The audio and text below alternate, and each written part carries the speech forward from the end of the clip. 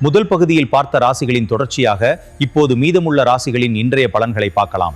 உங்கள் ராசி இதில் இருந்தால் கவனமாக கேளுங்கள்.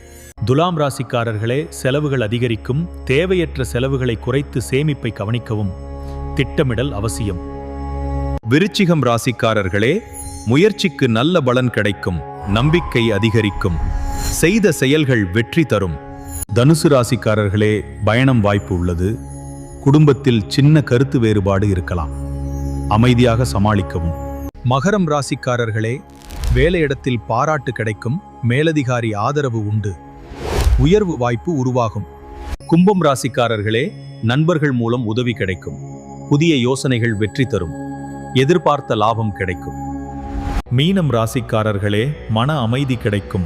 ஆன்மீக சிந்தனை அதிகரிக்கும். நாள் முழுவதும் நல்லபடியாக அமையும். இன்றைய தின ராசி பலன் இதுவே.